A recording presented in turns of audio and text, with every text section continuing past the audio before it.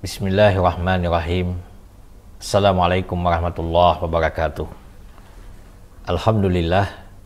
Alhamdulillahilladzi 'allama bil qalam, 'allamal insana ma lam ya'lam. Allahumma shalli wa sallim wa barik ala sayyidina Muhammad wa ala alihi wa sahbihi ajma'in. Saudaraku seiman dimanapun berada, Al-Quran itu diturunkan pertama kali adalah di bulan Ramadan. Di dalam surah Al-Baqarah ayat 185, Allah berfirman, "Syahrul Ramadan allazi unzila fihil Qur'an hudal linnas wa bainatin minal huda wal furqan." Bulan Ramadan adalah bulan yang di dalamnya diturunkan permulaan Al-Quran sebagai petunjuk bagi manusia dan berisi penjelasan atas petunjuk itu dan pembeda sebagai furqan, pembeda antara yang hak dan yang batil. Al-Quran itu turun memang dalam berbagai bulan, ya, selama lebih kurang 23 tahun. Kadang bulan Syawal, bulan Rajab, ya, kadang bulan Sya'ban. Nah, tetapi untuk pertama kali dia turun itu adalah pada bulan Ramadan. Karena itu Ramadan ini menjadi mulia karena pada bulan ini Allah pertama kali menurunkan Al-Quran. Nah, malam turunnya Al-Quran itu sebagian pendapat adalah pada 17 Ramadan. Rasulullah SAW, Nabi kita Muhammad, ini dikenal seorang yang memiliki akhlak yang sangat agung, ya. Bahkan beliau itu di usia sekitar 35 tahun sudah mendapat gelar Muhammad Al-Amin, artinya Muhammad yang terpercaya. Tidak ada penduduk Mekah yang mendapat gelar itu selain baginda Rasulullah SAW. Dan ketika beliau menginjak usia 40 tahun, beliau mulai sering menyendiri yang kita kenal bertahanus, ya. Nah, tentu atas izin istrinya. Kita sudah ceritakan pada waktu yang lalu, beliau naik ke Gua Hira. Nah, beliau di sana bukan bersemedi tentu saja, tetapi beliau itu berzikir dan juga berfikir, ya. Kadang di keheningan malam, beliau keluar dari gua yang begitu keluar, di depannya sudah ada nampaklah Baitullah, ya. Sekitar Baitullah penuh dengan berhala-berhala, sekitar 360 berhala yang ditaruh di sana. Nabi Muhammad risau, ya, menyaksikan keadaan masyarakatnya, ya. Beliau melihat perilaku masyarakat yang jauh dari nilai-nilai kebenaran dan kebaikan, ya, menghalalkan segala cara, ya. Kemudian penindasan manusia atas manusia, terjadinya penghinaan terhadap perempuan sehingga ditanam hidup-hidup, ya, manusia dijadikan budak. Nah, ini menjadi kerisauan baginda Rasulullah SAW sehingga beliau sering menatap ke langit, ya, mengharap ada petunjuk dan bimbingan. Nah, tibalah 17 Ramadan itu, ketetapan Allah, turunlah malaikat Jibril yang menjumpai Nabi di dalam Gua Hira, ya.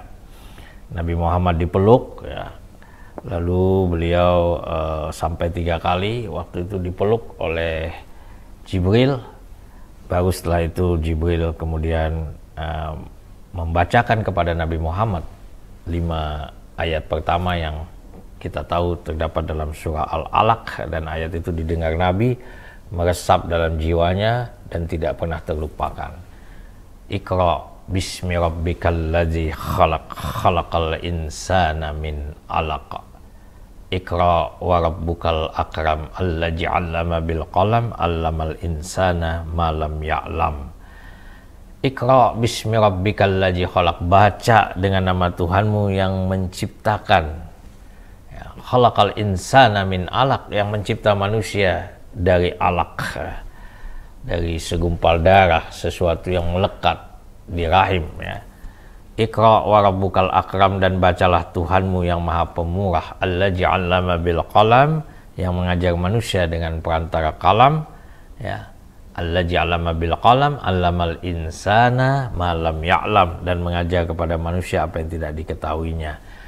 Nabi terhenyak, ya, termenung. Jibril sudah tidak ada lagi, dan beliau merasakan bahwa peristiwa yang baru terjadi ini bukan mimpi, ya. Beliau betul-betul merasa ini sebuah kesadaran. beribu pertanyaan berputar di benak beliau. Nah, maka seketika itu Nabi memutuskan beliau pulang kembali ke rumahnya. Di tengah malam itu beliau turun dari Jabal Nur, ya, meninggalkan Gua Hira. Nah, tentu dengan keadaan gemetar, ya, cemas, ya. Ini wajar, manusiawi, ya, karena beliau belum tahu apa yang sebenarnya terjadi. Kemudian sampai di rumahnya dia ketuk pintunya dan istrinya membukakan pintu. Siti Khadijah menyaksikan suaminya dalam kondisi mencekam, ya, seperti orang ketakutan. Khadijah menenangkan suaminya, ya, tidak menambah-nambahi takut, ya, tidak menambah kecemasan. Justru Khadijah kemudian menyelimuti Nabi, ya, lalu menghibur Nabi dengan kata-kata yang terkenal di dalam sirah. Wahai suamiku tercinta, kata Khadijah, tidak mungkin yang datang kepadamu itu makhluk yang jahat. Jadi Khadijah menenangkan Nabi, tidak mungkin yang datang itu adalah jin, ya, setan, ya. Engkau seorang yang baik kepada sesama, suka menolong, ya, dan melepaskan kesusahan orang-orang, ya. Akhirnya Nabi tertidur dan beliau merasa tenang, ya, dengan hiburan ataupun ungkapan yang disampaikan oleh istrinya Khadijah. Nah, ketika Nabi terjaga dari tidurnya, beliau sudah bangun.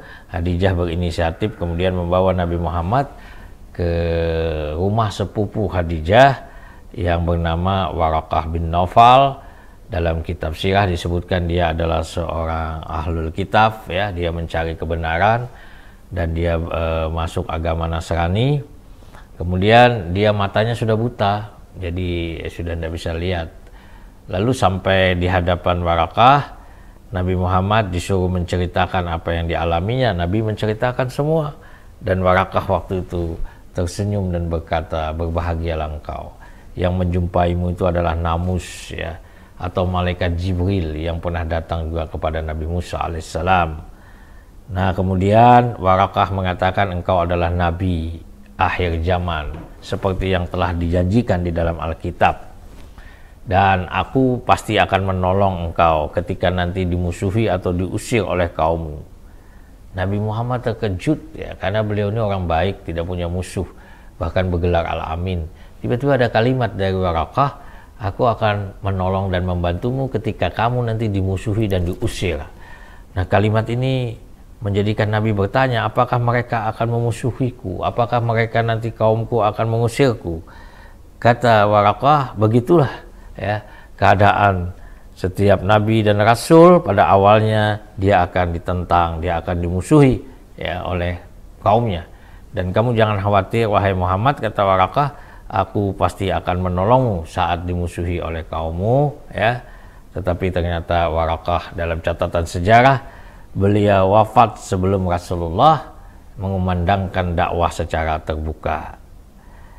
Penjelasan Waraqah bin Naufal ini membuat jiwa Rasulullah menjadi tenang, ya, hilang dari kekhawatiran, ya, bahwa yang datang kepada beliau itu bukanlah penunggu goa, ya, ataupun setan ataupun jin, tapi yang datang itu adalah cahaya kebenaran, ya, yang mengangkat Nabi Muhammad sebagai Rasul.